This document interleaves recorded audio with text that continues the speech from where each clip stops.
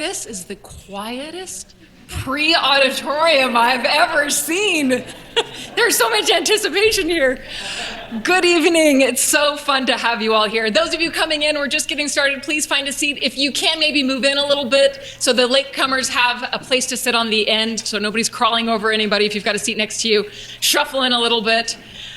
My name is Christy Miners. I am the station manager at KUER. It is such a pleasure to have you all here. This is our first TreeNote event. We're pretty excited. Yes, we'll give a cheer for that. And it's been such a pleasure to partner with Tree Utah and with the Leonardo for this event. We also want to acknowledge we have a sponsor of TreeNote. That's Nate Wade Subaru. Thank you for your sponsorship. Yes, that's a clap for them. Those of you coming in, please find a seat. Like I said, if you've got a seat next to you, shuffle in. We've got a few over here. We've got room for everyone, so we just want to make sure everyone's find a seat. Yep, I see room over on this side as well. So if you know Nalini Nedkarni, you know that whole phrase, she has 8 ideas before breakfast, that actually applies to Nalini. And she sent me an email a few years ago, about 2.5 years ago, I think. And Nalini and I sort of knew each other just through some Radio West work. And she had this idea for a short 2-minute feature about trees, weekly feature.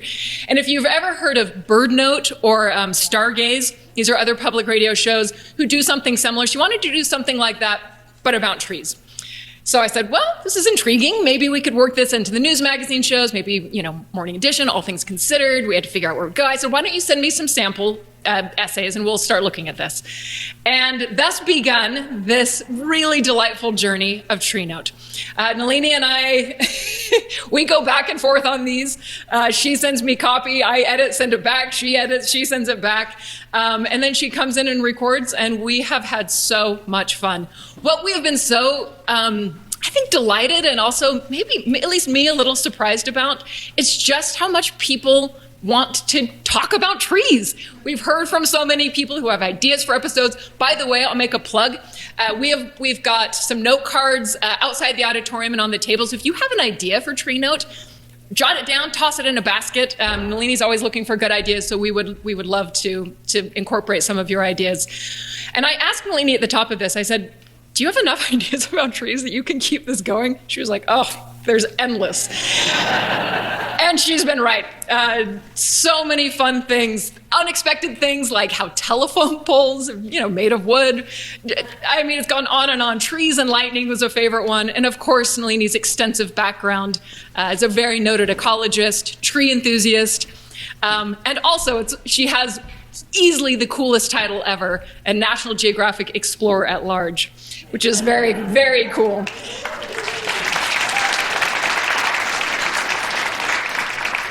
So I'm going to turn things over to Nalini, who will introduce our panelists, and then we'll get going. Thanks so much, Christy. Christy really did not, she didn't really say how much she participates in TreeNote. From her, I learned how short 2 minutes is, and I've also the need to focus on a single topic for an episode. And at first she was really nervous that we would run out of topics, but we haven't so far, and I don't think we ever will, because trees provide us with so many values for people and for other elements of nature. And so our topics have ranged really wildly, from interesting tree products like the batons that orchestra conductors use to Ringo's drumsticks, tree science, learning about the biology of peach fuzz and poisonous trees, as well as cultural aspects of trees, tree logger sports, and trees in fiction. And through TreeNote, I feel like I have encountered many listeners who share my sense of wonder with trees. And I think in some ways, trees are sort of unique in the way that they're so universally valued. They appeal to people across age groups, across ethnic groups, across political leanings, and across economic classes. And so, saying that, I would like to take just a minute to ask you to reflect on your values of trees. And I'd like you to just close your eyes for a minute and envision a tree that is important and special to you. And I'd like to take that just a step further and ask you to think about, what is it about that tree that is of value to you? Why do you think it's special? And we'll come back to that later on. Well, although TreeNote focuses on trees, obviously, trees are also ambassadors to other elements of nature, to soil, to the atmosphere, to their pollinators, to their fruit dispersers.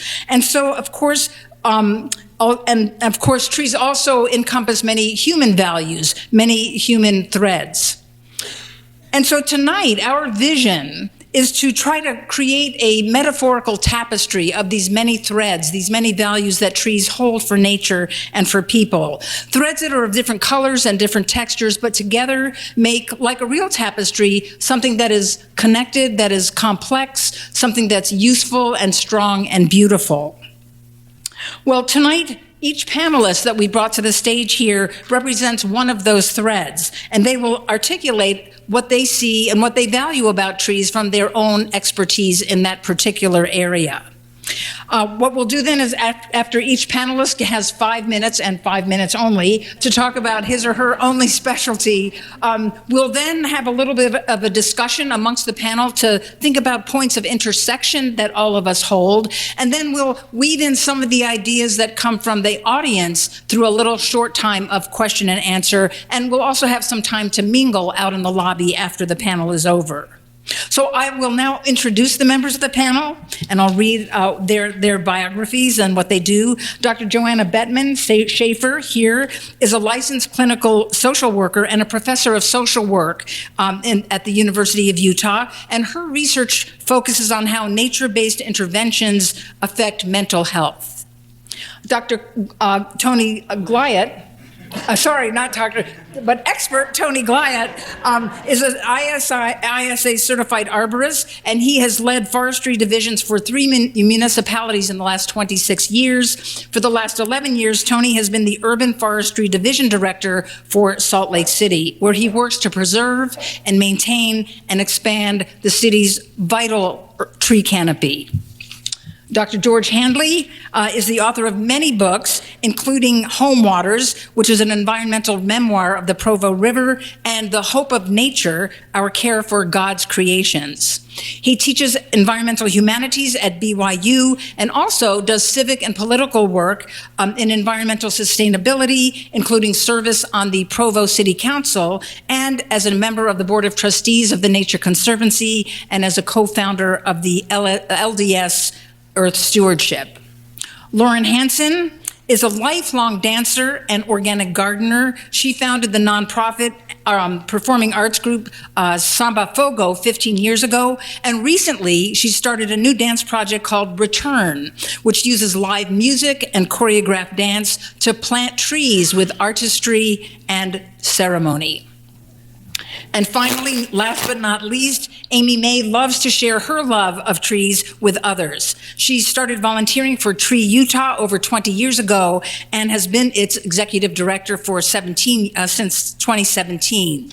Tree Utah, as many of you know, is a nonprofit that engages volunteers of all ages and backgrounds in educational tree planting projects. So this is our wonderful panel, and I'd like to start off with Johanna. Thank you. I would like to talk a little bit about not just trees, but nature more broadly and how they impact our mental health. As a social worker, I have long been interested myself in being outside and felt that I felt better outside, but wasn't really sure why that was. So in the past number of years, I've really begun to dig into the research about why being in nature, being under trees or in forests or in desert, people feel better. And I found there's actually a substantial body of literature that explains both that we feel better outside and why that is. So some of the things that people report after they've spent 10 or 15 or 20 minutes, these short little chunks of time outside, people will report that they feel calmer, they feel less anxious, they feel not as down as they did before. But also a lot of physiological markers of stress also improve after short chunks of time outside. So things like blood pressure goes down and heart rate goes down and the stress hormone cortisol levels decline.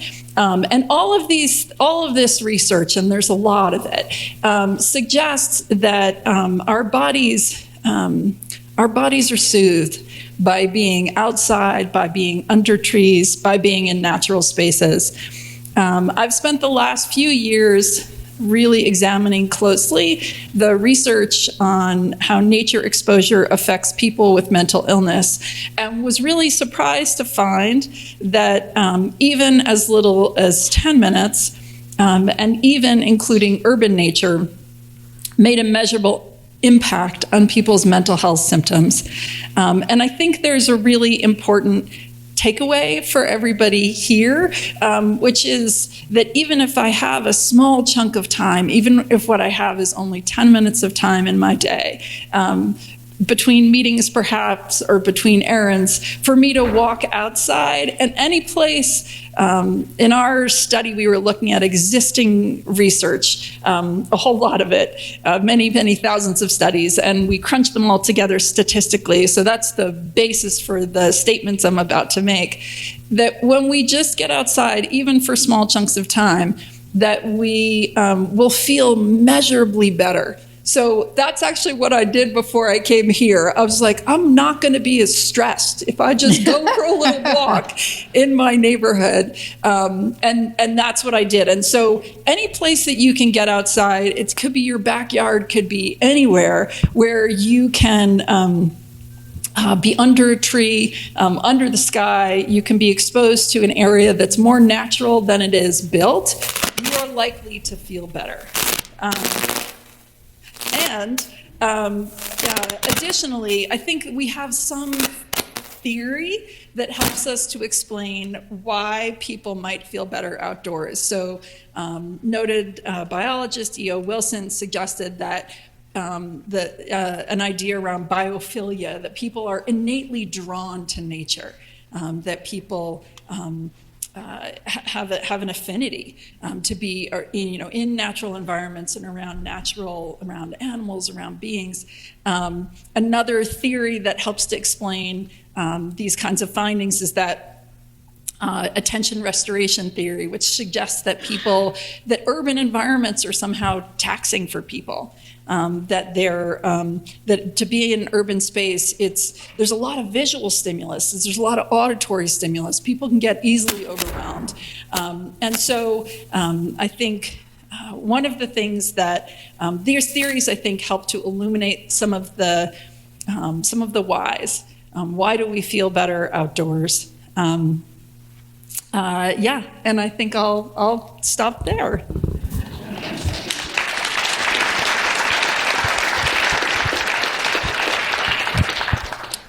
Hi, everyone. I'm an urban forester, and actually I'm the exception to what you just heard there. Trees stress me out quite a bit, but I love them.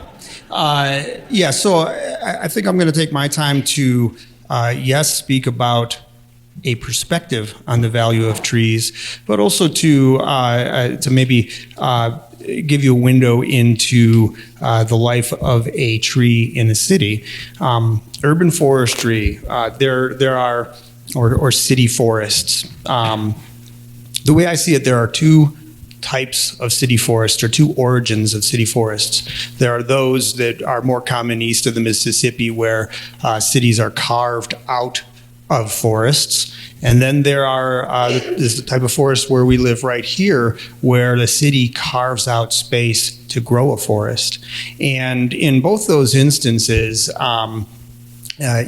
trees have the same value to the people that live in those areas. Now, defining that value is a much bigger challenge. And a lot of times I talk about this with some of my team members in the urban forestry division, that urban forest is a two-word term And the words are very important. The first word, urban, for the sake of this example, equals people. You don't have cities without people, and so that's the people aspect of this term. The other term, forest, or the other word, forest, refers to the trees. And my colleagues will hear me say from time to time that there is a very specific reason why the urban comes before the forest in that term, and that is because in a city, people are the rulers. People get to decide the value of things. And when that pertains to our trees, we can end up with vastly different valuation for a given tree. Now, as a basis, I would challenge everyone to see the primary value of trees as sustenance.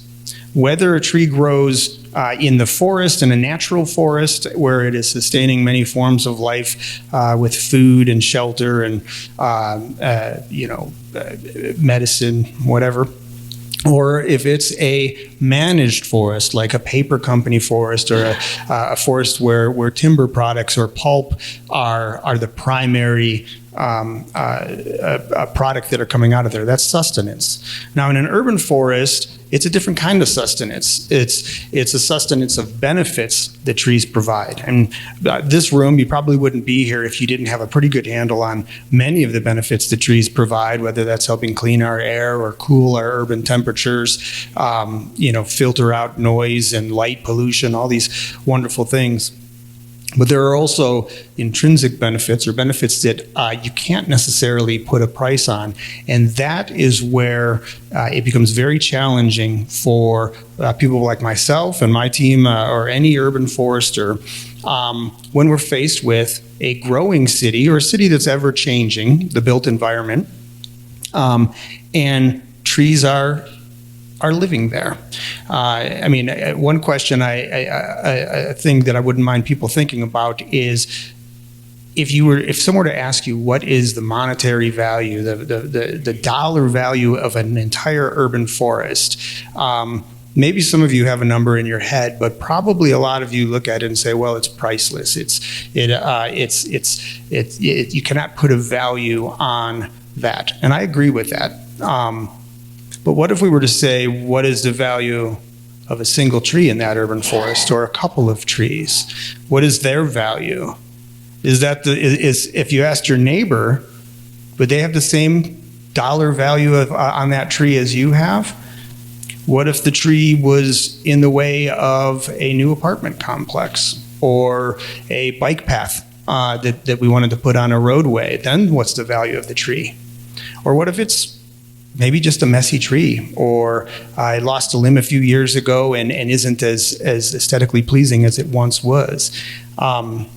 Hopefully that gives you an idea of the type of challenges that urban forest managers deal with on a daily basis, as we try and maximize the benefits the trees provide while minimizing some of the drawbacks or the shortcomings that trees in our urban areas result in. But again, I think the primary takeaway from me is that in an urban area, it's choice that dictates what kind of forest that we have, and it's a personal choice. It's a choice of the people who live in a city that determines what type of forest you live in. So that's my comment.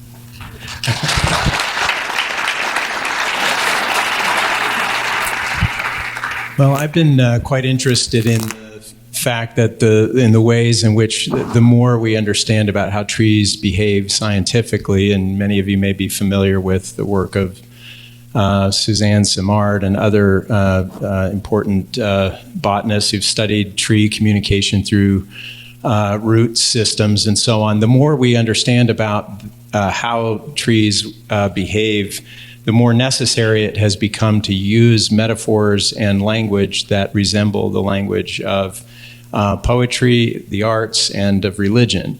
And I think what I would suggest to you is that this is an opportunity for convergence rather than for controversy. There has been some debate in the botany field about whether or not a mother tree is the appropriate metaphor for understanding how forest trees behave. But nevertheless, I think given the environmental crisis that we're facing, we need moral language. We need language that motivates people and helps them to think about these kinds of issues in ultimate ways. And there's been a real call for literature and religion to, bring those stories back to us that can recover a sense of the animacy of the natural world, that there's spirit in nature. Right now, there's really, trees are having their moment in the humanities. It's kind of interesting. I was at an academic conference recently, spent 3 days listening to papers about the arboreal imagination. There's lots of tree novels. You may be familiar with The Overstory by Richard Powers and others. And of course, in religion, trees are extraordinarily important. Everything from the tree of life, which cuts across several religious traditions, the ceiba tree, sacred to the Maya and a symbol of the interconnectedness of life, the fig tree under which the Buddha sat and gained enlightenment. If you've ever been to the famous cathedral in Barcelona by Gaudí, designed to essentially look like tree canopy, really kind of converging the spiritual and the physical, the earthly and the heavenly, in some extraordinary ways. In my own LDS tradition, of course, Joseph Smith famously sees God in a grove of trees in an area of Palmyra, New York, that is known to Latter-day Saints as the Sacred Grove.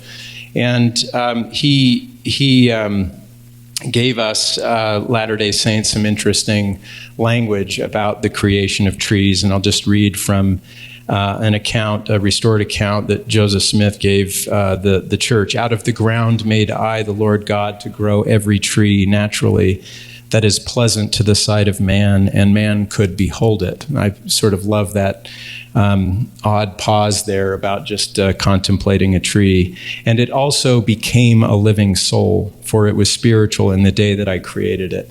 And I, the Lord God, planted the tree of life also in the midst of the garden, and also the tree of knowledge of good and evil.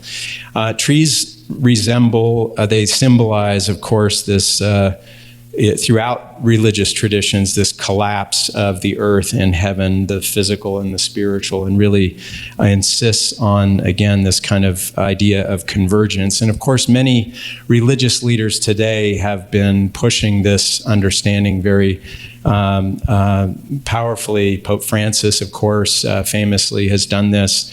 The LDS Church has been engaged in this. Recently, the presiding bishop of the LDS Church, who oversees all the temporal affairs of the church, called for Latter-day Saints to be better stewards. And really, one of my favorite is an old rabbinic teaching that if you are holding a sapling in your hand and someone tells you, "Come quickly, the Messiah is here," first finish planting the tree and then go greet the Messiah. And what I love about that is that it really emphasizes the importance of action, and action now, that we should divorce ourselves from any kind of anxieties as much as we have them about the future, and really focus on recognizing the sanctity of all life, and connecting heaven and earth, and rising to our moral responsibility to take care of the creation. So, thank you.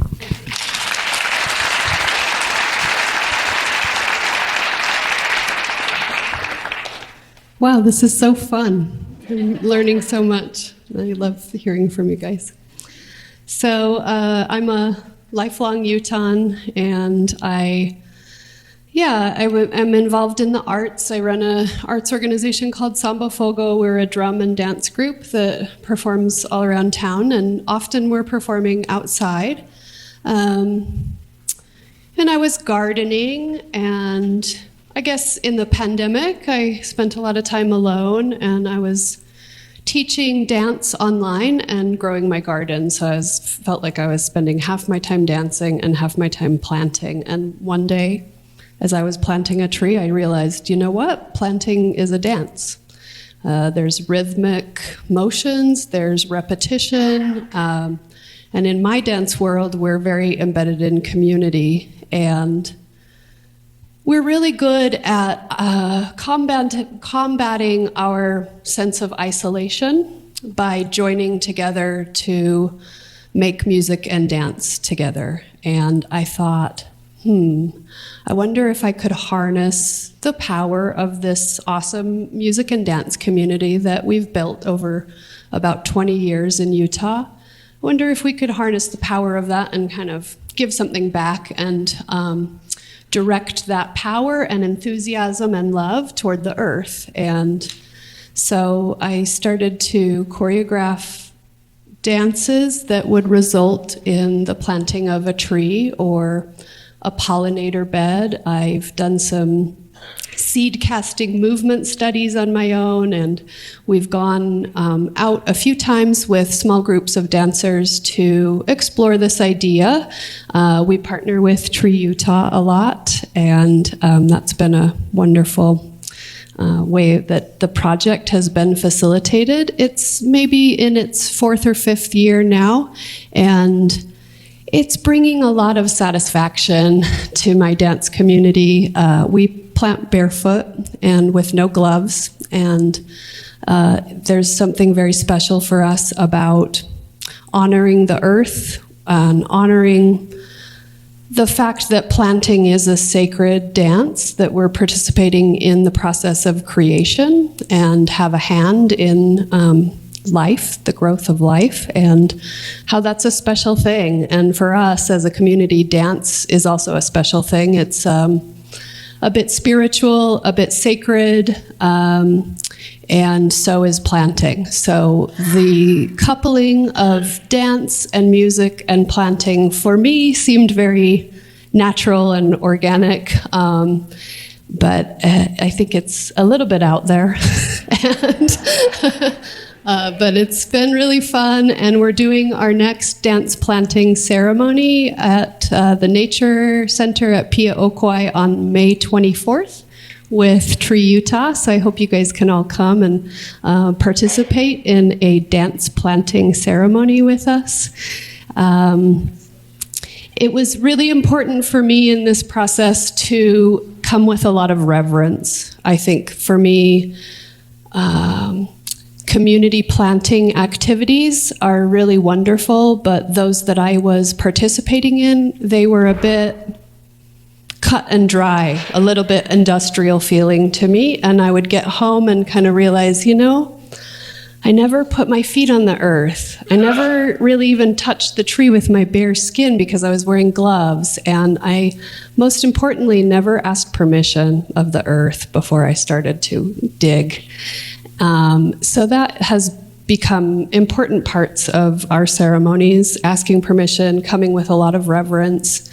And we've always been a group that is exploring how to dance with the 4 elements, earth, water, fire, air. And these are the elements that we need in a planting, right? And we also need community and enthusiasm. So kind of bringing all those elements together and getting dancers to plant our feet, get our bare feet back onto the earth, and dance in relationship with trees. I think every culture has dances and songs and rhythms that are done in relationship or reverence or honoring of trees and plants, and just trying to return to some of that. Yeah, thank you.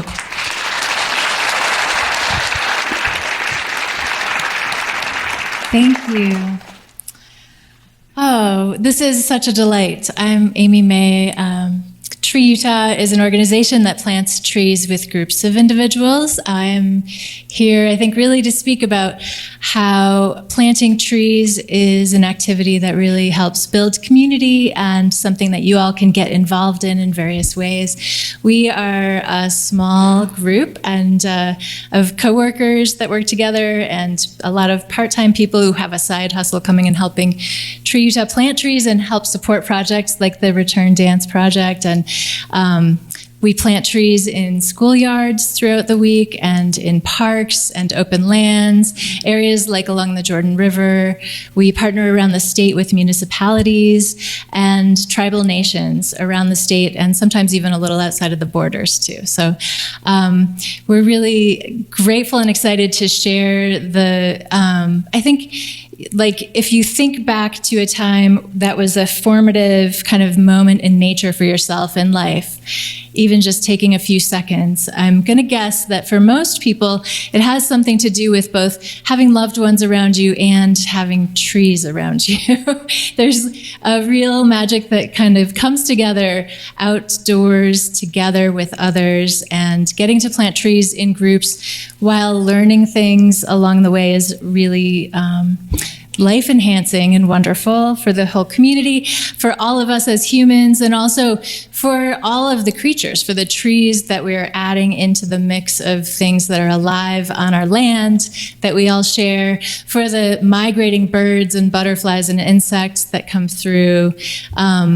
We actually are partnering on a project coming up this fall with a farm that is attempting to save their native firefly population. You may have heard that there are fireflies in Utah, and it's a lot of little populations in specific areas with water, and actually really dark night skies are another aspect of that. And so because development is encroaching a farm in Spanish Fork, we will help plant a lot of trees in the fall in a big project we're working on to help keep the light at bay, especially around the areas kind of surrounding where the fireflies live and breed and are active for just a small part of the year.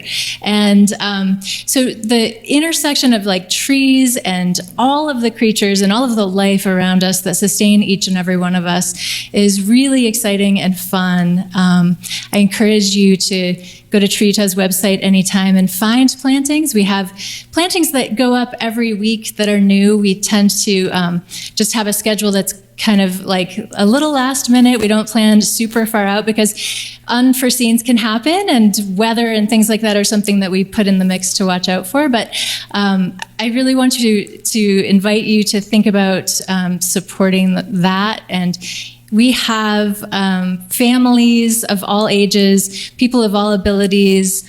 Anyone can come and even cheerlead our projects as they're happening. It's really a way for us to, sometimes we say, like, plant trees and grow community alongside of that. So in thinking about that too, there's, I guess, just one last thing. Like, there's, when I was thinking about TreeNote generally, it reminded me of this story of the giant redwoods on the coasts, and how they're relatively shallow-rooted trees, and the way that they're able to survive is because they grow in giant groves all together. And they are sustained through their community. They have interwoven roots that work together to sustain the whole. And I think that really is what we're trying to do in planting trees and making a difference in our communities all around. So, yeah.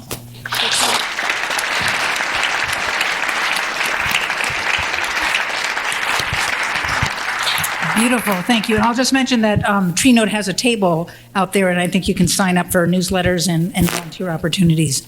Well, great. So those were, and thank you for 5 minutes. That was right on with each of you. I value that. But now that you have heard from all the different panelists, one of the things I'd like to find out is whether you might suggest some sort of collaboration or activity or program that would involve one or more of the other threads that are here on stage. So, like, for instance, might Tony think about a program or a project that would involve what he learned about from George about spiritual and religious values, or from Johanna about mental health values? And so I was wondering if, and I know that I gave you this prompt early, and I'd love to hear if you have some idea or project that could come out of this interweaving of different threads of values. George? Well, I've done a lot of projects with students where we've planted trees, usually as part of restoration projects on the Provo River Delta Restoration Project, if you're familiar with that.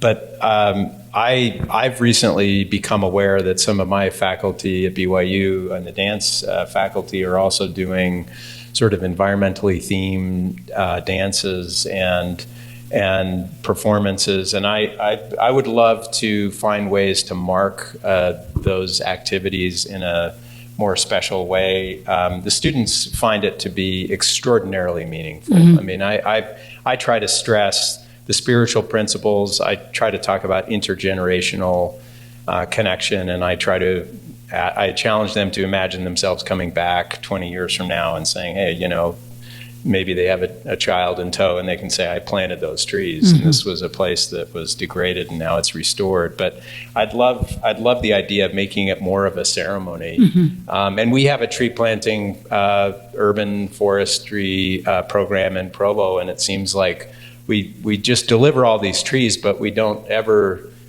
talk about why it matters, either for our mental health, spiritual health. So I'd love to find ways to make it a little bit more of a meaningful activity. Great. Thanks, Stuart. Tony?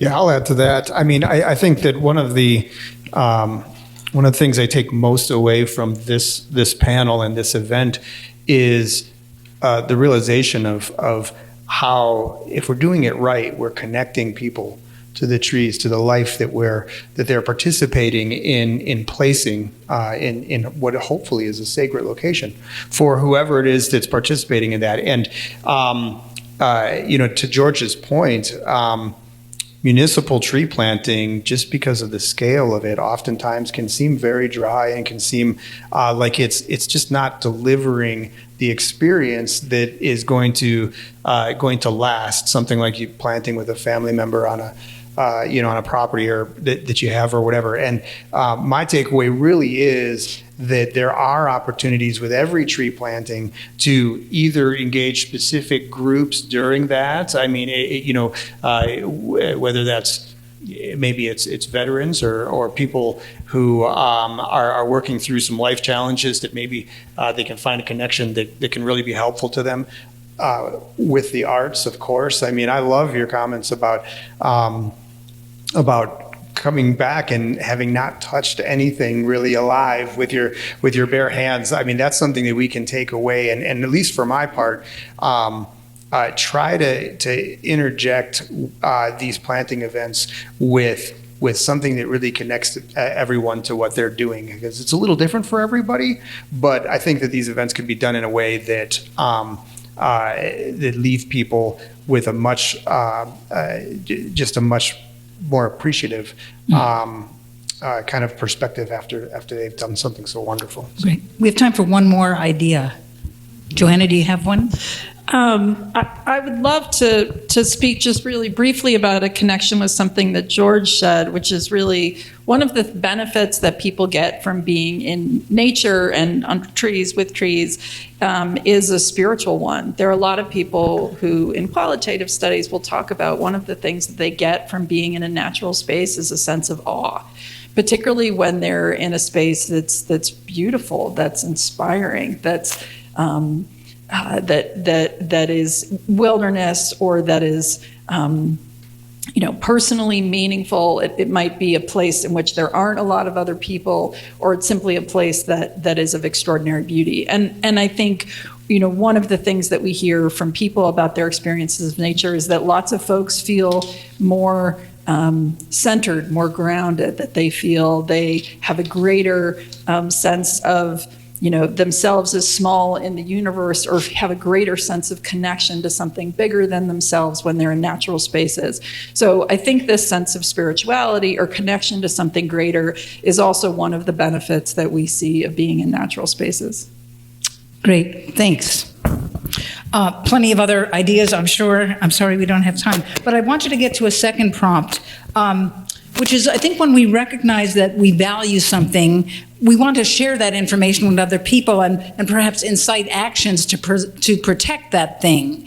And this idea of inciting action can involve large organizations and large institutions, large amounts of time and energy. But I would posit that also information exchange can be effective at a small scale if we do it collectively.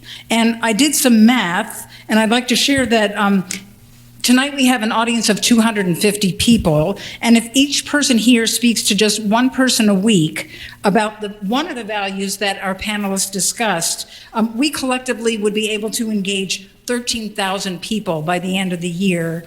And if each of those people talk to one person a week, that would be 676,000 people per year. And if those people talk to one person a week, we would engage 35 million people. And if we go one step further, we will have talked to 2 billion people, which is 1/4 of the population on Earth. So, what I'd like to ask of the panel is, what is the short message about the value of trees that you would like to share with each person, that you could pass on to the people who will be talking to their 52 people this year, and in the next 3 years to 1/4 of the world's population? What is your message? Johanna. Go outside, you'll feel better. Trees are a choice, and whether we're planting them or taking their lives or supporting them or just spending time getting to know them and having them get to know you, it's a choice that we can make each and every day. And if we're all doing it, the world is a better place. I would say trees are living souls. I would recommend that everyone dance, and especially find a way to dance with your feet on the earth and your hands in the soil. Yeah. I love it. You taught me to plant my feet when we're planting. And I'll just leave you with, I love everything everyone has said, and really just the best time to plant a tree was 20 years ago, and the next best time is now. So I know we're all of a like mind about that, but yeah. That's great. Thank you. I want to thank our panel members, but I also want to recognize that these folks here represent just 5 threads of the values of trees. And there are many, many other threads. And in fact, you probably have a thread of your own. And I'd like to take us back to the beginning of this panel when we were envisioning a tree that is special to ourselves. And so once again, I'd like you to shut your eyes. And this time I'm not going to rush you, even though I've rushed everything else. And to think about that tree that is special to you or important to you, and try to isolate and identify why is it of value to you, and what you might express when you talk to your 52 people this year, either taking some information and wisdom that was expressed by this panel, or something that you understand and you hold as wisdom because of your relationship to trees.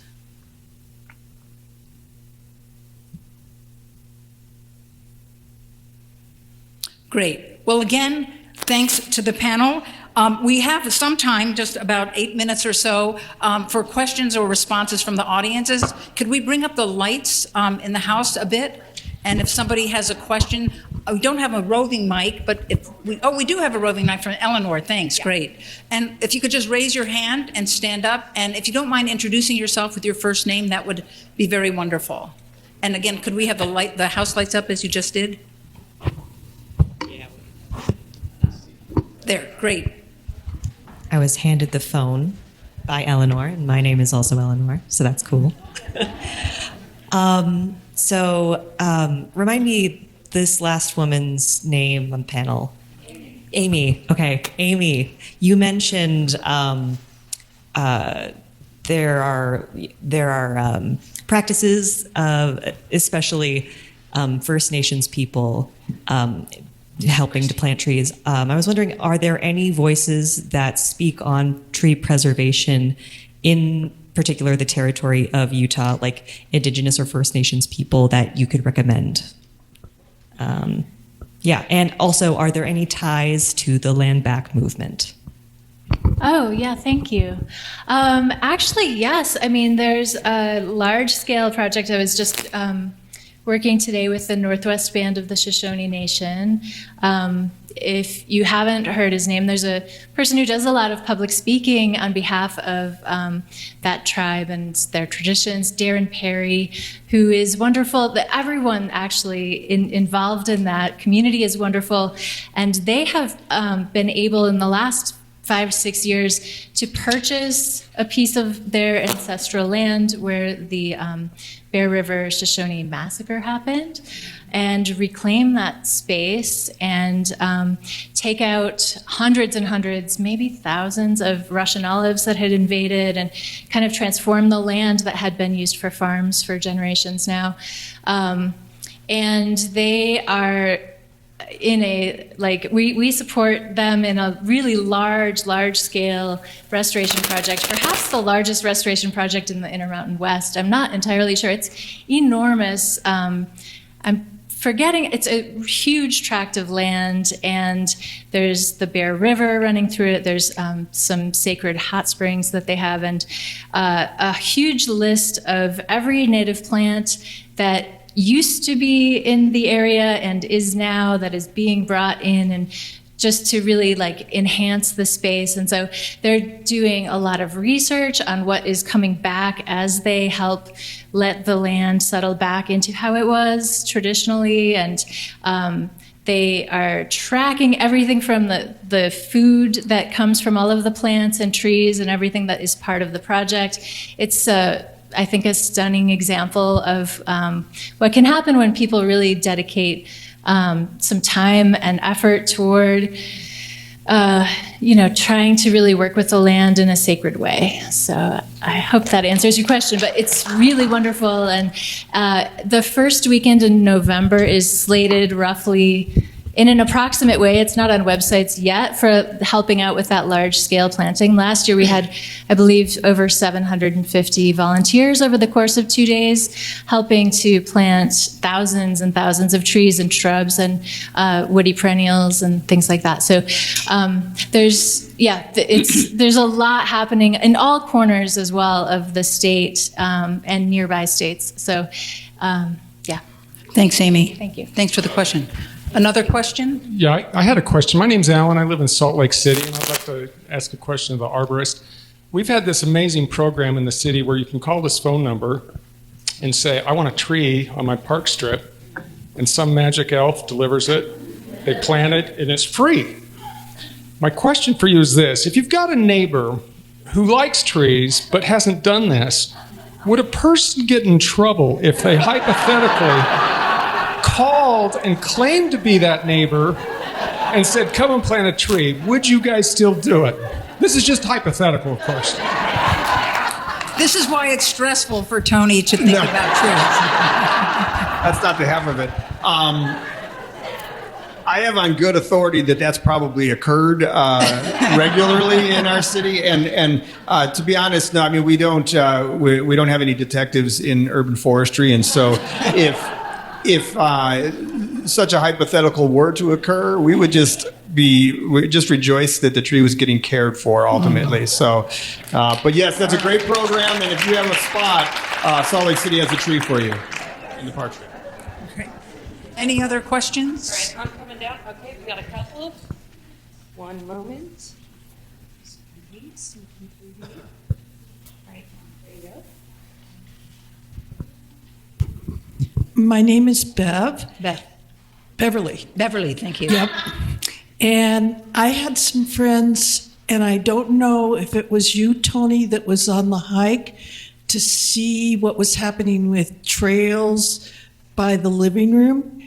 But they were on the hike, and they said they were with the urban forester, and he identified a tree or trees that were in the area that nobody knew were there.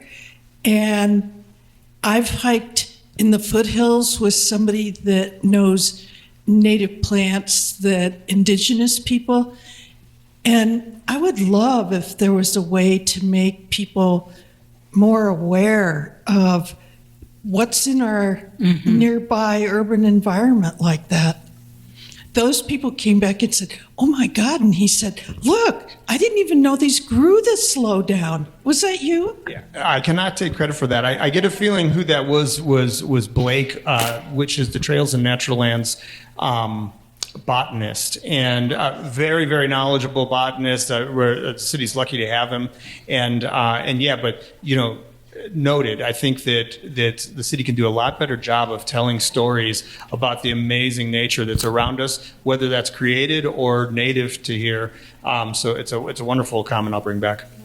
I'd like to put in just an added plug, which is on our University of Utah campus. We have a fantastic tree tour that's both a virtual one and also has signage.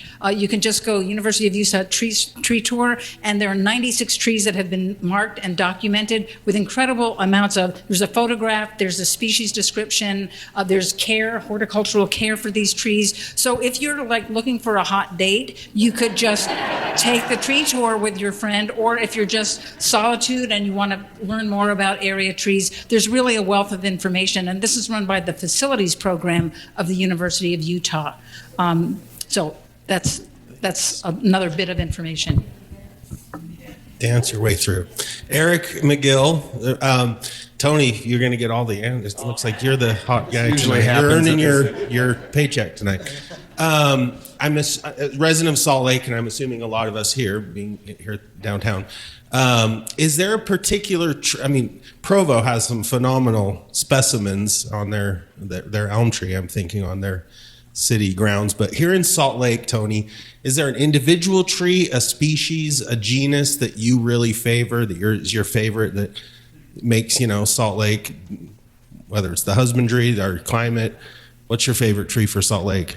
Well, you put me on the spot, and I'm going to kind of dodge that question a little bit, but I will say this. We have more than 290 distinct species of trees growing in our urban forest, which is exceptional. Typical forest is going to have around 50 trees, and that's an urban forest, which are far more diverse than a natural forest. 290 distinct species, that means we can grow a heck of a lot of different things here very well. I will point you, there's a beautiful giant sequoia at the corner of 800 South and 800 East. It shares the spot with a gas station for Smith's grocery store. But this is the exact same species that is growing in the coastal cloud forest of the Sierras, and we can grow it here.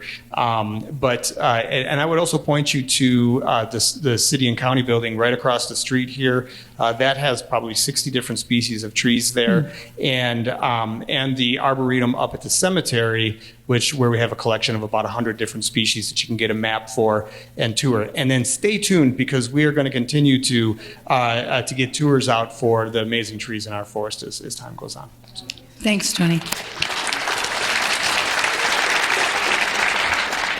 Yes.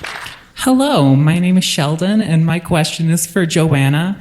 I know you mentioned how 10 minutes of exposure to nature can improve mental health, but I'm wondering, is there an optimal length of exposure, and how long of an exposure until the benefits level off? Right. No, actually, it does level off. Yeah, totally. You wouldn't think, right? Like, I thought, based on my own experience, more is better. But from our research, more is not better. So you see an effect, a time by effect, up to 70 minutes. Beyond that, you actually, in our research, we didn't see a statistical relationship, either positive or negative. And here's how I understand or try to explain that sort of complicated finding. Because my personal feeling is, I go out car camping for the weekend, I feel better than if I've gone like for a walk in my neighborhood for an hour. So the way that I understand that, or try to understand it, is that the longer we're in nature, the longer something adverse might happen. We might get too cold. We might get too hot. we might get rained on, there might be a lightning storm. Like something could happen that could be difficult or upsetting or scary. Not everybody experiences nature as a welcoming or peaceful place. There are folks, groups, not just individuals, but groups who experience, because of their histories, nature is a frightening place. Or there aren't people to go with to that place. Or I don't have the right gear to keep me safe and comfortable in those places. And so the idea, the feelings, the warm, comfy, happy feelings that I have in nature, not everybody has that. And so I think that's part of why we see this leveling off. And this is this dosage study, sort of what's the optimal level. We just published it this year, and I was shocked that it was so low. I really thought that we'd see greater effect sizes of nature exposure in more wilderness kinds of spaces. We didn't. We saw the same kinds of effect sizes, the strength of the finding in urban parks as we did in national parks. And I think that has such important implications for all of us. And for all of the people that we love, that we care for, that just getting outside, even short periods of time, we also looked at whether going for one time versus shorter times but added up, we called it sort of continuous exposure versus interval.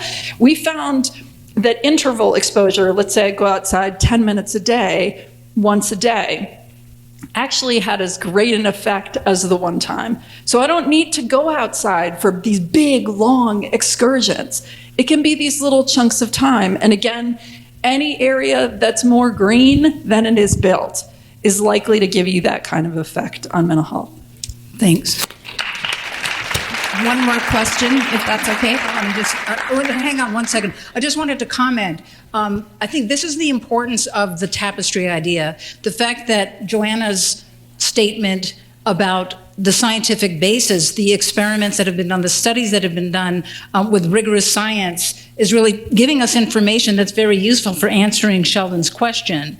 And yet there's also, the other inputs are not coming from the same way of knowing, and yet they're also valuable for us to get a holistic idea of the value of nature. So I love the fact that we're able to bring that scientific thread into this discussion, but that all of the other kinds of evidence, the other ways of knowing are, to my mind, equally valuable, equally important to have present. And this, I think, will be our last question.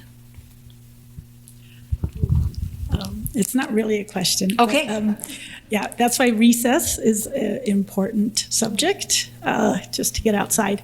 But what I was going to give you a hot tip on is that tree tour. My son gave it to me, or took me on the tour a couple of years ago, and the saucer magnolias are blooming right now. It was a great Mother's Day gift, and yeah, it makes a great tour. It's online on your phone. You just Google it up. I thought it was pretty cool. Great. And I don't know testimony. how they got the saucer magnolias to grow here. There was one more question. Okay, we'll take it, Eleanor. Sorry, who was it? Okay, yeah, go for it. Hi, my name is Katrina. I just have a question for the dancer. What are your choreography influences for the planting dances that you do? Yeah, thank you. I meant to kind of mention that the project is part creative, heartfelt movement, as in, what would you dance, how would you dance with a shovel? How would you, once a hole is dug, well, I got to do this. It was one of the best days of my life. We dug the hole, we filled it with water, and then I crawled inside the hole and I danced. And so a lot of it is coming from the community and personal inspiration, but I also should mention that I'm a 20-year student of samba and Afro-Brazilian dance, and within the Afro-Brazilian dance tradition, we have the orisha tradition, which is nature deities that connect us. And so there's one who's named Iroko, who's the tree and also the timekeeper. And so I invite my teachers in, who mostly come from Brazil and Africa, the Congo, and Nigeria. And ask them, is there some story or song or movement from your culture that you can that's about trees? And we sort of collaborate in that way. And so it's part like creation and part cultural study, because there's a lot there to work with in the tree planting process. Great. Thank you, Lauren. Nalini, I'm going to ask a question. May I ask a question? Yes, Christy. Oh, I would good. never say no to you. Many years ago, I took a course from George Hanley, and I'm wondering, George, if you can share with us, the class was called, I think, Environmentalism and Literature. Can you share with us some of your favorite texts on this topic, things that people might want to jot down and take home? Yeah. I'm very proud that Christy was one of my students once upon a time.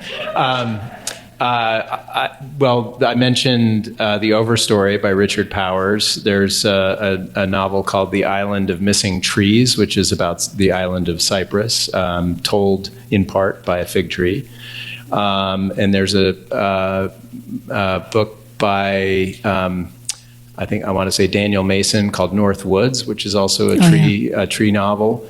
The Great Conversation by Belden Lane is one of the best books I've read in the last 10 years, and it is a sort of deep dive into Christian theology, mystics throughout history, and their relationship to different sacred spaces in nature, including trees. In fact, the sort of driving metaphor of the whole book is a grandfather tree that he starts out advocating that everyone should have a grandfather tree that is some place where you sit and have conversations.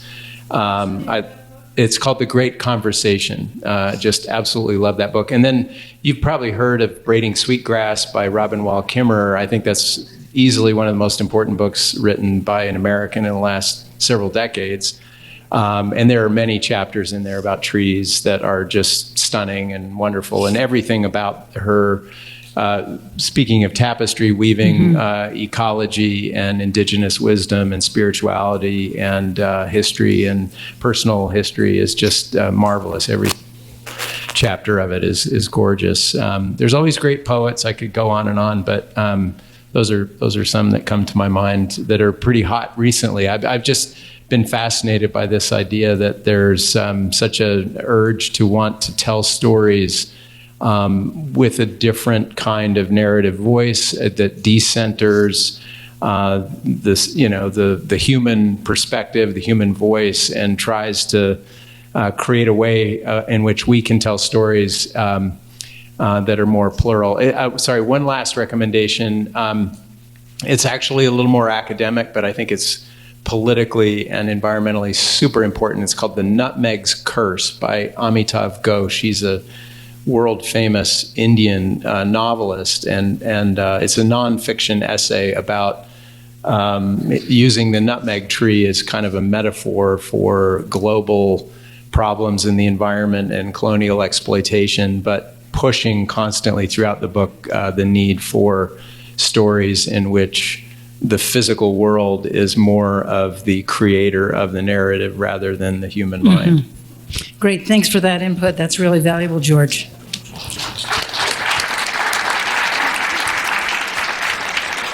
Well, we're getting close to the end, and I just want to pick up on the theme of stories, of tree stories, and I wanted to let you know that I recently have been on a tour with the National Geographic Society giving talks about trees in different cities around the country. And I always feel that, as a speaker, the speaker's always giving his or her opinions and information and throwing it out to the audience. But it's also, whenever we have a gathering like this, there's an opportunity for the audience to provide information for the speaker. And so I created a website called Our Trees. It's www.our-trees.com. And there are three things you can do with the website. Number one, as George pointed out, you can tell your own tree story. You can think about the tree I asked you to think about, and there's a little form you can fill out when you go to the website, and you can type in your tree story, your story about that tree. The second thing you can do is ask a tree question. So we haven't had much time for asking questions, but you can ask a question of me and my students who will do our best to send you an answer to that tree question. And finally, we've assembled what we call 10 terrific trees of your state. So these are not necessarily the biggest trees or the oldest trees, but they are just 10 terrific trees that are in your state, and we have a set of them for Utah. There's a map that goes along with that. There are trees that are identified with information about each of these 10 terrific trees. So it gives you the opportunity to know that you don't have to go to the tropical rainforests of Costa Rica or the coastal forests of redwoods in California, but we have 10 terrific trees right here in our own state. So please feel free to visit that website, www.our-trees.com. So in closing, I would like to say that I'm really grateful for this event. I want to thank Christy and Eleanor Gombert for putting that on.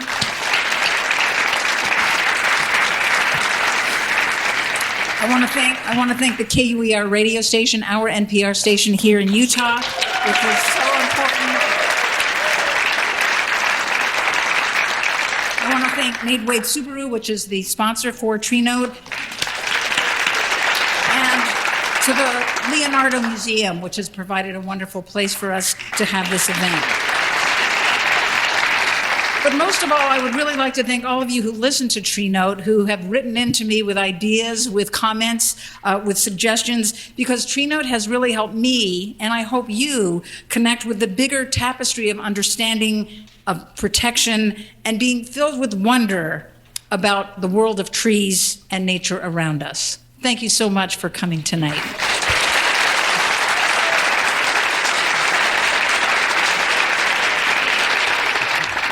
I had questions. I thought I'm going to sneak in one more question for Nalini, but I'll save it.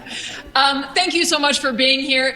So TreeNote just has grown in ways we didn't really expect, and part of Nalini's role with the National Geographic, when they found out that she has been doing this, they got really excited because they learned there were all of these written essays. They have created a book in partnership with Penguin Random House of TreeNote. Just, we never saw that coming.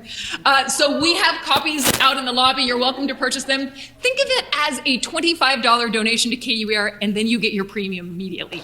So Nalini would be happy to sign them. She'll be set up out there. But mostly, thank you for coming. We're really, really delighted to have you here. Thanks so much. Have a great night.